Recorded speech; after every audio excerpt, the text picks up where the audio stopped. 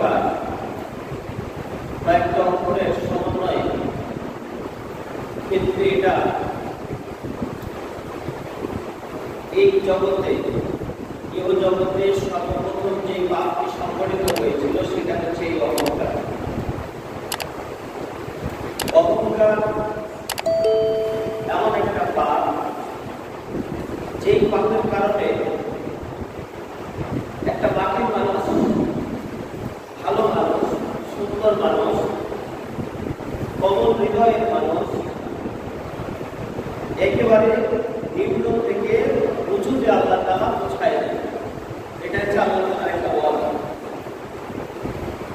আর পক্ষান্তরে তার বিপরীত অহংকারী ব্যক্তিকে, সর্বোচ্চ শিখরে যে থাকা ব্যক্তিকে আল্লাহ নিচে নামিয়ে দিতে পারেন, এর কখনো ঘটনা আমরা দেখতে পাই। সমাজে একটা বহু প্রচলিত কথা, সেটা হচ্ছে অহংকার পতনে, অহংকার পতনের মূল। আর একটা কথা আছে, মঙ্গল আবদাজ, অর্থাৎ সকল রোগের, সকল মানে পাপের মূল হলো এই অহংকার। সকল পাপের মূল হচ্ছে অহংকার। এই জন্য আমরা যারা আসতে পেরেছি, মহান আল্লাহর কাছে দোয়া করব, অহংকার একটা জাতিকে, একটা ব্যক্তিকে, একটা সমাজকে একেবারে ধ্বংস শেষ করে দেয়। এই জন্য আমরা আজকে আলোচনা থেকে জানার চেষ্টা করবো, এবং নিজের ভিতরে যদি অহংকার থাকে তাহলে সেগুলো দূর করার চেষ্টা করবো। আল্লাহ এই অন্তর, এই মনোনিবেশ নিয়ে আমরা আজকের আলোচনা শোনার আমাদেরকে যেন আল্লাহ তৌফিক দেন। আমরা সবাই বলি আল্লাহুম্মা আমিন। এই অহংকার করার কারণে মহান আল্লাহ তাআলা এই পৃথিবীতে যখন আদম আলাইহিস সালামকে সৃষ্টি করলেন, সৃষ্টি করার সাথে সাথে সব ফেরেশতা বলতে লাগলো যে আপনি আপনার জাতিকে সৃষ্টি করবেন, যারা কি করবে, মারামারি, হানাহানি, কাটাকাটি, রাগারাগি এগুলো করবে। আর আমরা কি করি, আমরা যে ইবাদত করছি এর উপর কোনো জাতি আর করতে পারবে না। আল্লাহ তাআলা বললেন যে আমি যা জানি তোমরা তা তোমরা জানো। আল্লাহ যখন সৃষ্টি করলেন, সৃষ্টি করার সাথে সাথেই সমস্ত ফেরেশতাকে বললেন যে তোমরা কি করো, আদমকে সৃষ্টি করো। ফেরেশতাদের একটা বৈশিষ্ট্য ছিল, আল্লাহ যা বলতেন সেটাই সাথে সাথে করতো। পরে করবো, কিছুক্ষণ পরে করবো বা করবো না, এরকম কোনো তাদের হচ্ছে বৈশিষ্ট্য ছিল না। যা বলতো আল্লাহ তাআলা সাথে সাথে তারা মেনে নিতেন। এর নাম হচ্ছে তারা ফেরেশতা। আমাদের সমাজে যেমন দেখা যায়, কাউকে যদি কোনো কথা বলা হয়, কাউকে কাজ করতে বলা হয়, তখন বলবে যে আমি একটা কথা বলেছিলাম, আমার কথা তুমি শুনোনি, আর তোমার কথা আমি শুনবো। আল্লাহ ফেরেশতারা বললেন যে আপনি সৃষ্টি কেমন করবেন? আমরাই তো আপনার ইবাদত মশগুল, সবসময় ইবাদত করছি আমরা। এখন এমন কোনো সময় নেই যা আপনার আল্লাহ অবৈধ দিয়েছে। এরপরও যখন আল্লাহ সৃষ্টি করলেন আদমকে, তখন বলা হলো তোমরা কি করো, আদমকে সিজদা করো। সাজাদুল মালায়েকা, সকল ফেরেশতা সিজদা করলো, ইল্লা ইবলিস, শুধু ইবলিস বাদ। সে ফেরেশতাদের সাথেই থাকতো, কিন্তু সমস্ত ফেরেশতাদের অন্তর্ভুক্ত সে একাই ছিল। আল্লাহ বললেন যে তোমাকে যখন আমি আদেশ করলাম সিজদা করার জন্য, বললে না কেন? তখন সে যুক্তি দিতে লাগলো যে আমি হচ্ছে আগুনের তৈরি, আর সে হচ্ছে সে হচ্ছে মাটির তৈরি। আগুনের ধর্ম হচ্ছে নিচ থেকে উপর দিকে যাওয়া, আর মাটির ধর্ম হচ্ছে উপর থেকে নিচে আসা। এজন্য আমি হচ্ছে উপর দিক থেকে তাকে আদমকে সিজদা করতে পারবো। এটা কি জন্য করেছিল? এটা হচ্ছে অহংকার। এটাই হচ্ছে অহংকার করার কারণে সে কি করলো, আদমকে সিজদা করলো না। আল্লাহ তাআলা বলেন যে ফাখরুজ, বের হয়ে যাও এখান থেকে, এখানে কোনো অহংকার তাকাব্বুরি করার মানুষ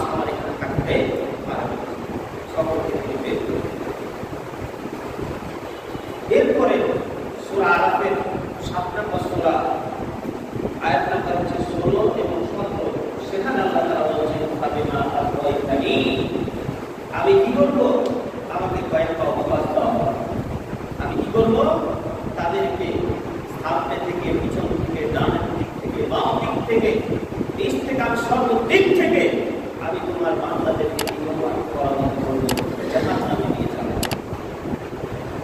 এইভাবে সে সব কমিটমেন্ট দিয়েছিল। সে একটা দিক সেখানে উল্লেখ করা হয়নি, সেখানে কেন আল্লাহ পাক কথাটাকে বলিয়ে দিয়েছেন, অথবা আল্লাহ তাআলার রহমত আমাদের প্রতি সেটা রয়েছে। আল্লাহর কাছে আমরা যদি চাই তাহলে সে আমাদেরকে রহমত করবে বা এই ঘটনা থেকে সর্বপ্রথম যেটি অহংকার সৃষ্টি হয়েছিল সেটা চাল।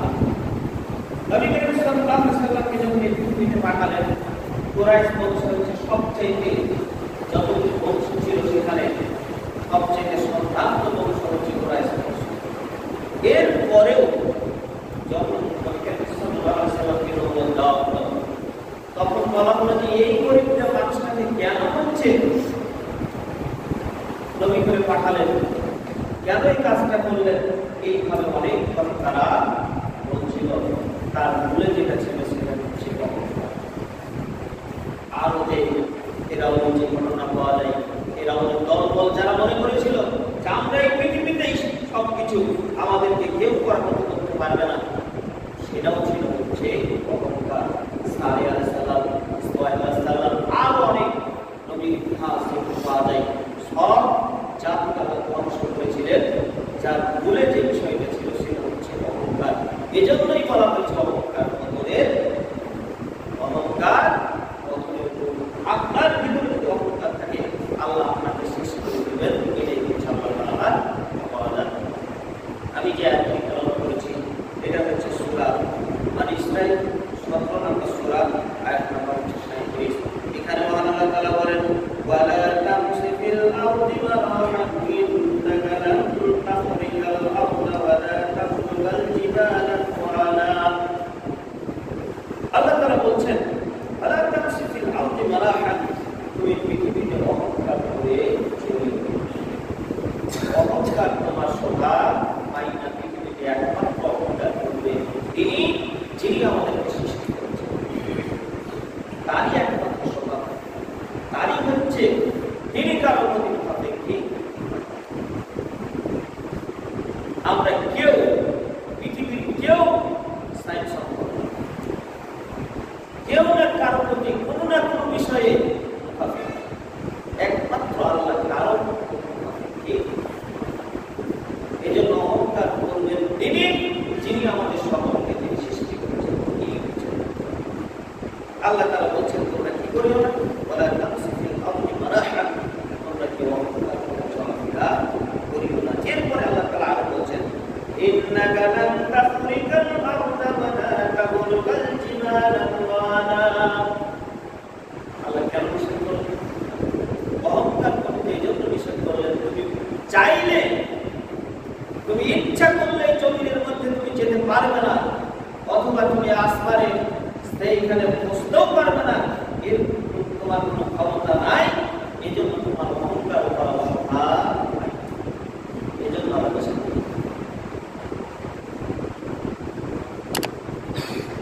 এই আয়াতের তাফসীরে যেটি রয়েছে, কারণের আল্লাহ তাআলা অর্থের সেই কারণকে আল্লাহ তাআলা তার ভাষা সহ একেবারে জমিনে বসিয়ে দিয়েছেন।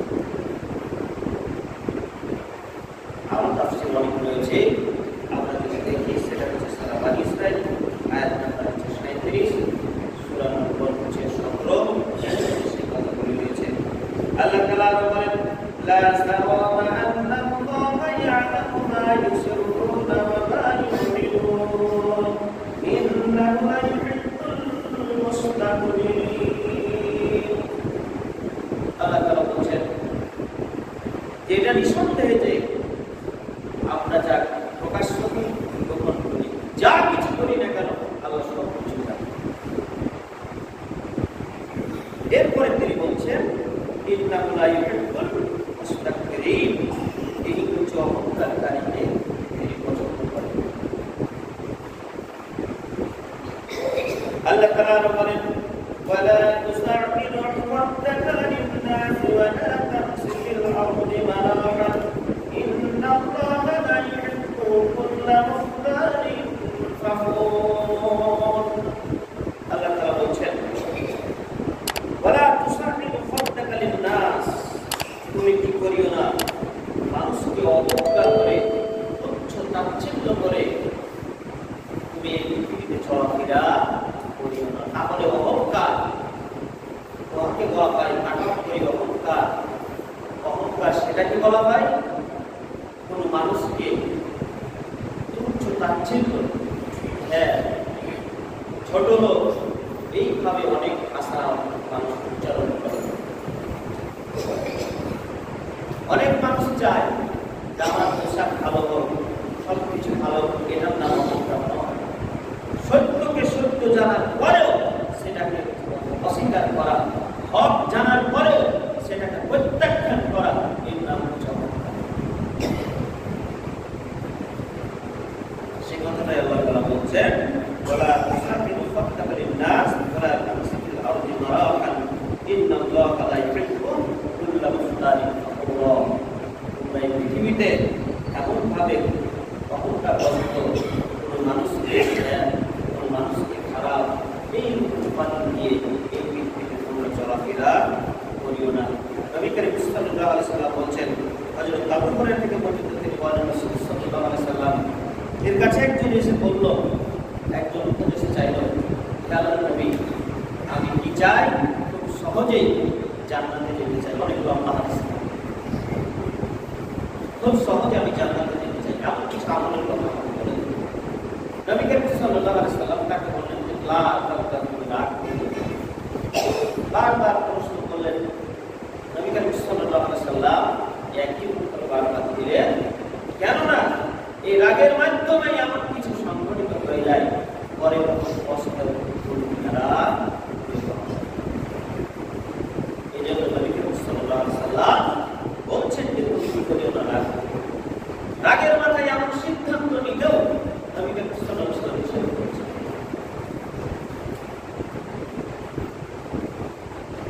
এরপরে হারিসা ইবনে ওয়াহাব থেকে বর্ণিত, তিনি বলেন নবী করিম সাল্লাল্লাহু আলাইহি সাল্লাম বলছেন যে আমি কি তোমাদেরকে আলা উখবিরু বিআহলিল জান্নাহ, আমি কি তোমাদেরকে জান্নাতের অধিবাসী সম্পর্কে বলবো না কারা জান্নাতে যাবে? নবী করিম সাল্লাল্লাহু আলাইহি সাল্লাম যখন এই কথা বললেন, সাহাবীরা বললেন যে হ্যাঁ নবী বলেন। নবী করিম সাল্লাল্লাহু আলাইহি সাল্লাম বললেন যে কুল্লু জাইফিন মুতাজাহফিন লাউ আকসামা আলাল্লাহ, তাদের বৈশিষ্ট্য হচ্ছে তাদের ব্যবহার, তাদের আচার আচরণ সবকিছু হবে কমন, ভাষাও হবে যেমন কমন, ব্যবহারও হবে এই সমস্ত লোকগুলো হচ্ছে জান্নাত। তারা যদি আল্লাহর কাছে লাউ আকসামা আলাল্লাহ তাআবারহু, অর্থাৎ তারা যদি আল্লাহর কাছে কোনো পছন্দ করে চায়, আল্লাহ তাদেরকে সেটাই দিয়ে।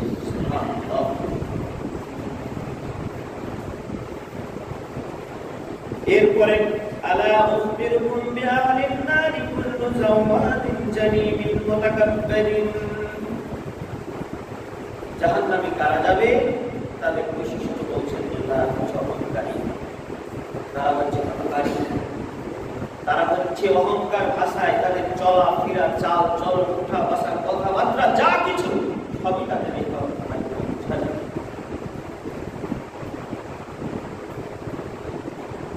এই হাদিসটা সহিহ বুখারী, সহিহ মুসলিম, মিশকাত সেখানে রয়েছে। নবী করিম সাল্লাল্লাহু আলাইহি সাল্লাম আরো বলেন, ইবনে মাসউদ থেকে বর্ণিত, তিনি বলেন নবী করিম সাল্লাল্লাহু আলাইহি সাল্লাম বলেন লা ইয়াদখুলুল জান্নাতা মান কানা ফি কলবিহি মিসকালা জাররাতিন মিন কিবর, যার অন্তরে সরিষা পরিমাণ, জাররা পরিমাণ অহংকার থাকবে, লা ইয়াদখুলুল জান্নাতা, সে জান্নাতে যেতে পারবে। এরপরে এক ব্যক্তি বলল فقال رجل إن رجلا يحب أن يكون ثوبه حسنا ونعله حسنا, অর্থাৎ সবাই তো চায় তার পোশাক ভালো হোক, তার ভালো হোক, সবকিছু ভালো হোক। নবী করিম সাল্লাল্লাহু আলাইহি ওয়াসাল্লাম বললেন এর নাম অহংকার নয়। অহংকার হচ্ছে সেটাই যেটা হচ্ছে কিভাবে বাতালুল হক ওয়া দামুন নাস, মানে হচ্ছে হককে জানা করো সেটা ভালো করে মেনে নেয় না, আর হচ্ছে ওয়া দামুন নাস, এবং হচ্ছে মানুষকে তাচ্ছিল্য কেউ প্রতিপন্ন করা, এর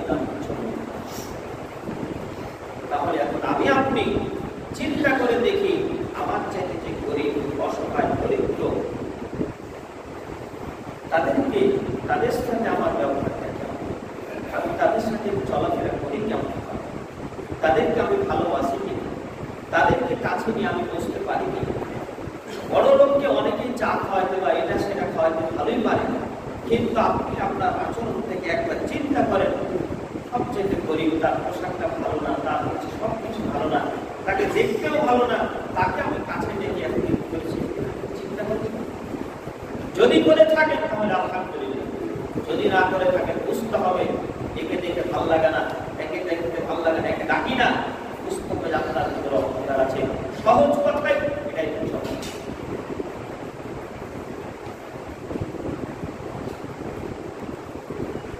এটা হচ্ছে সহিহ মুসলিম, মুসনাদ আহমদ, মিশকাত, সেখানে হাদিসটি রয়েছে। এরপরে নবী করিম সাল্লাল্লাহু আলাইহি ওয়াসাল্লাম বলেন, قال الله الكبرياء لراي ووقت جاري أمن نزعني واحدا منهما أدخلته جهنم। অর্থাৎ নবী করিম সাল্লাল্লাহু আলাইহি ওয়াসাল্লাম বলেন, অহংকার, আল্লাহ তাআলা বলেন অহংকার আমার চাদর, এই চাদর নিয়ে যারা টানাটানি করবে, এটা নিয়ে যারা হচ্ছে মাতাব্বরি করবে, তার ঠিকানা হচ্ছে জাহান্নাম। এরপরে আরেকটা আপনি সাহেবের নবী জান্নাতি কালের নবী সাল্লাল্লাহু আলাইহি ওয়াসাল্লাম قال يرسل المتكبرون يوم القيامة أمثال التبريد في السور الرجال يقصاهم الجند من كل مكان فيساقون إلى سجن। এখানে অনেক লম্বা হাদিস। কাল কিয়ামতের মাঠে আজকে আপনি যে তাকাব্বুরি করছেন, অহংকার করছেন, বড়ত্ব দেখাচ্ছেন, ক্ষমতা দেখাচ্ছেন, কিয়ামতের মাঠে আপনি একটা পিপিলিকার মতো, একেবারে পিঁপড়ার যত ছোট, এইরকম ভাবে মহান আল্লাহ তাআলা আপনাকে কিয়ামতের মাঠে লক্ষ লক্ষ কোটি কোটি মানুষ আপনাকে দেখে চিনতে পারবে যে আপনি হচ্ছে অহংকারী ব্যক্তি। জানেন আমাদের কোথায় সবাই চিনতে পারবে যে এই হচ্ছে অহংকারী ব্যক্তি।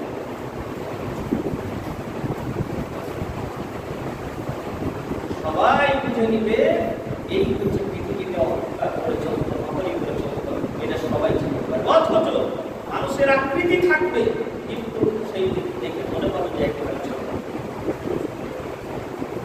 একটা উদাহরণ দেওয়া হয়েছে, যেমন আপনি যদি 10 তলা বিল্ডিং এর উপর উঠেন, তাহলে 10 তলা বিল্ডিং এর উপর থেকে যখন দেখবেন, নিচের দিকে তাকাবেন, তখন মানুষকে মনে হবে ছোট। ঠিক নিচে যে রয়েছে, আপনি অহংকার করার কারণে উপরে উঠে গেছেন, খুব ক্ষমতা, খুব মাতাব্বরি দেখাচ্ছেন, কিন্তু নিচ থেকে যে আপনাকে দেখবে, হাজার হাজার লোক যদি নিচে থেকে আপনাকে উপরে দেখে, আপনাকে ওই ছোটই মনে হবে। কিয়ামতের মাঠে আপনি এই পৃথিবীতে যত মাতাব্বরি করেছেন, কোনো উপায় থাকবে না, একেবারে আপনি ছোট। এই পৃথিবীতে যদি এটা মনে হয়, 10 তলা বিল্ডিং এর উপর থেকে নিচের দিকে তাকালে ঠিক ছোট মনে হবে, নিচ থেকে যারা উপর দিকে তাকাবে তাও আপনি অহংকারের এটা হচ্ছে দৃষ্টান্ত।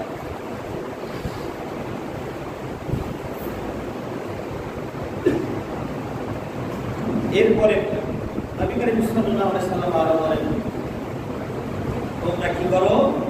3টি জিনিস হচ্ছে বিদায়, আর 3টা জিনিস হচ্ছে আপনাকে হচ্ছে কঠিনতম সেই জাহান্নামের শাস্তির দিকে এগিয়ে দিবে। সেই 3টা কি? যে 3টা মুক্তি দেয় সেটা হচ্ছে প্রকাশ্য গোপনে আল্লাহকে ভয় করা। প্রকাশ্য গোপনে হচ্ছে আল্লাহকে ভয় করা। 2 নম্বর হচ্ছে খুশি অখুশি অবস্থায় সত্য কথা বলা। কে খুশি হলো না হলো, কমিটি খুশি হলো কিনা, চাকরি করতে গেলে বস খুশি হলো কিনা, এর দিকে দেখা দেখি নাই। সত্য কথা, কে খুশি হলো না হলো, এগুলো চিন্তা না করে যে বলতে পারে আল্লাহ হচ্ছে তার প্রতি, অর্থাৎ তার পরকাল হচ্ছে সুখময়। 3 নম্বর যেটা, সেটা হচ্ছে ধনী দরিদ্র উভয় অবস্থায় মধ্যম পন্থা অবলম্বন। কেউ যদি একটু ধনী হয়, গরিব থেকে যদি ধনী হয়, তাহলে তাকে মাথা করে দেখে 2-4 দিন খরচ করে 8 টাকা সব সময় মধ্যম পন্থা অবলম্বন। আর যে 3টা জিনিসে আপনার ক্ষতি সাধিত করে, ধ্বংস আপনার অনিবার্য ধ্বংস হবে, সেটা হচ্ছে প্রবৃত্তির অনুসরণ করা। মনে চাচ্ছে আমার দল পাওয়ার আছে, ক্ষমতায় আছে, আমি তাকে একবারে শেষ করব, এটা মনে চাচ্ছে, আপনি শেষ, বরকাল আপনার শেষ হয়ে গেছে। দ্বিতীয় নম্বর যেটা, সেটা হচ্ছে লোভ লালসার দাস হওয়া। লোভে পড়ে অনেক কিছু মানুষ করে ফেলে, এটাও তার অংশ অনিবার্য। তৃতীয় নম্বর যেটা, সেটা হচ্ছে আজকের বিষয়, সেটা হচ্ছে হাদিসগুলো সহিহ বুখারী মিসকাত সেসব হাদিস গ্রন্থ রয়েছে। অতএব আমাদেরকে এইগুলি থেকে আল্লাহ যেন আমাদেরকে বিবেচনা করতে দান করেন। সকলগুলো আল্লাহ আমিন। আব্দুল্লাহ ইবনে মাসউদ থেকে আরেকটা হাদিস রয়েছে, নবী সাল্লাল্লাহু আলাইহি ওয়াসাল্লাম বলেছেন, লা ইয়াদখুলুন নার আহাদান মিন কলবিহি মিসকালা হাববাতিন মিন খারদালিন মিন ঈমান। যার ভিতরে তিল পরিমাণ ঈমান আছে সে জাহান্নামে যাবে না, আর যার তিল পরিমাণ অহংকার আছে সে জাহান্নামে যাবে। ঈমান থাকলে জাহান্নামে যাবে না, তার জান্নাত পাবে। আর যদি অহংকার থাকে, সরিষার পরিমাণ, দানা পরিমাণ অল্প স্বল্প, সে হচ্ছে কি জান্নাতে যেতে পারবে না, তার চিন্তা করেছে। তাহলে কত সূক্ষ্ম বিষয়, ঈমান থাকলে সে জাহান্নামে যাবে না, অহংকার থাকলে সে জান্নাতে যাবে না।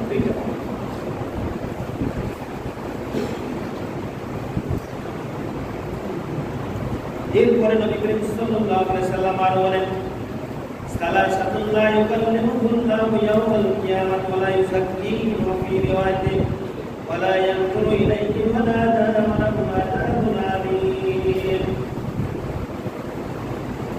তিন শ্রেণীর মানুষের জন্য মহান আল্লাহ তাআলা তাদের সাথে কথা বলবেন না, তাদের থেকে দৃষ্টিপাত করবেন না, তাদেরকে পবিত্র করবেন না, এমনকি তাদের জন্য কঠিন যন্ত্রণাদায়ক শাস্তি মহান আল্লাহ তাআলা নির্ধারণ করে রেখেছেন।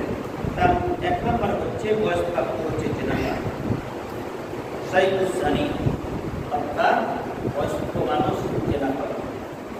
ওয়ালিকুল কাযযাব, মিথ্যুক শাসক, যারা মিথ্যা কথা বলে শাসন কার্য পরিচালনা করে, দায়িত্ব পালন করে, মিথ্যা সবসময় তার জড়িত রয়েছে, এইভাবে যারা শাসন কার্য পরিচালনা করে, এদের সাথে মহান আল্লাহ তাআলা কথা বলবেন না, তাদের প্রতি দৃষ্টিপাত দিবেন না, এমনকি তাদের জন্য হচ্ছে যন্ত্রণাদায়ক শাস্তি মহান আল্লাহ তাআলা নির্ধারণ করে রেখেছেন। দ্বিতীয় হচ্ছে অহংকারী দরিদ্র।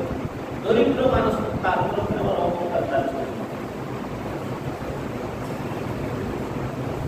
এরপরে আরেকটি হাদিসে নবী করিম সাল্লাল্লাহু আলাইহি ওয়াসাল্লাম বলেছেন, লা ইয়ানজুরুল্লাহু ইয়াওমাল কিয়ামাতি ইলা মান জাররা ইযারাহুল মাতারান। নবী করিম সাল্লাল্লাহু আলাইহি ওয়াসাল্লাম বলেছেন, যারা টাকনুর নিচে প্যান্ট পায়জামা লুঙ্গি যারা অহংকার বশত ঝুলিয়ে পড়বে, সেটা অহংকার বশত নারী হোক। নবী করিম সাল্লাল্লাহু আলাইহি ওয়াসাল্লাম বলেছেন, তার শাস্তি হচ্ছে এরকম, তার সাথে কথা বলবেন না, তার থেকে দৃষ্টিপাত দিবেন না, এমনকি তার জন্য যন্ত্রণাদায়ক শাস্তি মহান আল্লাহ তাআলা নির্ধারণ করে রেখেছেন। তাহলে এইরকম শাস্তি মহান আল্লাহ তাআলা নির্ধারণ করে রেখেছেন যদি থাকে তার ভিতরে অহংকার। সকল পাপের হচ্ছে অহংকার। যেহেতু পাপ সংঘটিত হওয়ার, ইবলিসকে যেমন হচ্ছে জান্নাত থেকে বের করে দিয়েছিলেন, কাফের মুশরিকরা যেমন নবীকে মানতে পারে না, আজকেও সমাজে এমন কিছু ব্যক্তি এই অহংকারকে তুলনা করা হয়েছে ক্যান্সারের সাথে। অহংকারকে তুলনা করা হয়েছে ক্যান্সারের সাথে। ক্যান্সারের চাইতেও ভয়াবহ হচ্ছে অহংকার। কেন? কারণটা হচ্ছে ক্যান্সার হলে কিছুদিন আপনার শরীরে লুকায়িত থাকে, এরপরে প্রকাশ পায় যে আপনার হচ্ছে ক্যান্সার, বা বিভিন্ন হাসপাতালে বা ক্লিনিকে গিয়ে আপনি হচ্ছে টেস্ট করেন, আপনি পান যে হয় রক্তে ক্যান্সার হয়েছে। কিন্তু অহংকারটা হচ্ছে এটার কোনো টেস্টও করা যাবে না, কোথাও কিছু করা যাবে না। এটা টেস্ট মহান রব্বুল আলামিন তার নবীর মাধ্যমে জানিয়ে দিয়েছেন, তোমার ভিতরে অহংকার আছে কিনা এটা টেস্ট করা যাবে একটা সুস্থ এর মাধ্যমে। সেটা হচ্ছে তুমি মানুষকে তোমার জায়গা থেকে তুমি কতটুকু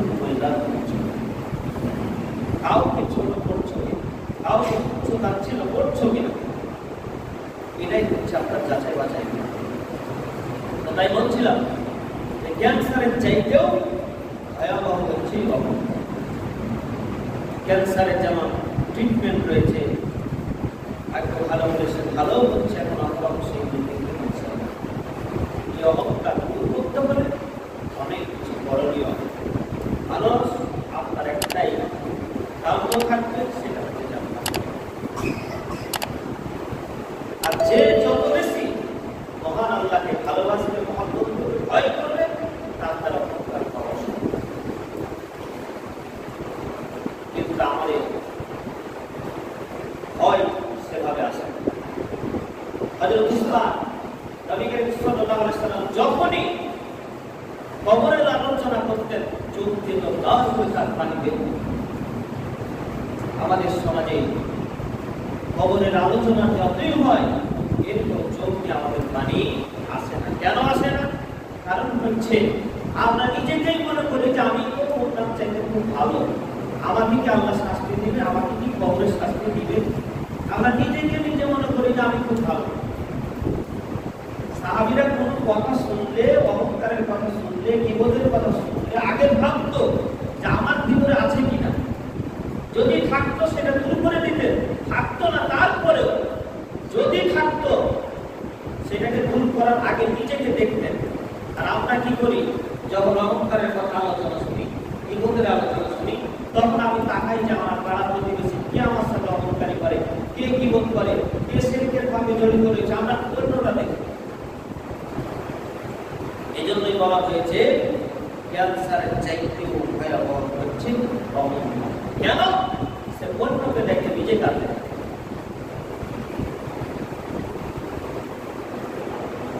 সাহাবীরা আগে নিজেকে দেখতেন যে আমার ভিতরে আছে, আমাকে সেটা দূর করতে হবে। কবরের কথা যখন উসমান শুনতেন, তার দাড়ি ছিল লম্বা লম্বা, সেই চোখের পানি দিয়ে দাড়ি উপরে নিজে নিচে পড়ে যেত। কেন পড়তো? তিনি ভাবতেন যে কবর সেটা প্রথম মন্দির। তাকে জিজ্ঞাসা করা হলো, জাহান্নামের আলোচনা করা হয়, এটার আলোচনা করা হয়, সিরাতের আলোচনা করা হয়, এত কিছু করা হয়, চোখ দিয়ে আপনার পানি আসে না। তারপর যখন কবরের আলোচনা করা হয়, তখন আপনার চোখ দিয়ে পানি আসে না। তখন তিনি বলছেন যে দেখো, সবকিছুর মন্দিরের প্রথম মন্দির হচ্ছে কবর। এই কবরের যে মাপ পেয়ে যাবে, বাকি যতগুলো ঘাটি আছে সব ঘাটিতেই মাপ পেয়ে যাবে। আর কবরে যে ঠেকে যাবে, যত ঘাটি রয়েছে সব ঘাটিতেই সে বিপদে পড়ে যাবে। এই জন্যই বলছি যে আমি চোখ দিয়ে আমি পানি আনতে রাখতে পারি।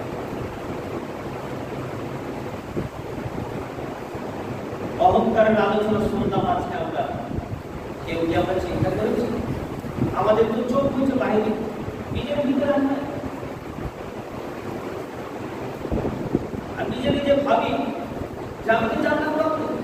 কেন আমি ৫ ওয়াক্ত সালাত পড়ছি, দান ধ্যান করি, দান খয়রাত করি, মানুষকে ভালোবাসি, কিন্তু অক্ষরে তার ভিতরে কিছু আছে। গরিব মানুষটাকে আমি কাছে নিতে পারি, জান্নাত পাবো। আমরা ভুলে গিয়েছি যে আমরা জান্নাত পেয়ে আল্লাহ দিয়েছি। আজকের আলোচনা থেকে এটাই আমাদের শিক্ষা, আমরা সর্বপ্রথম দেখবো আমার জীবনে অবস্থা আছে, যদি থাকে তাহলে আগে সেটা খারাপ প্রতিবেশী কে কি করছে তার শাস্তি আমাকে দেওয়া হবে, তার শাস্তি তার হবে। আপনি নিজেকে আগে সংযত নিজেকে আগে বাঁচাও, এরপরে তোমার পরিবার, তারপরে হচ্ছে পাড়া প্রতিবেশী, আগে হচ্ছে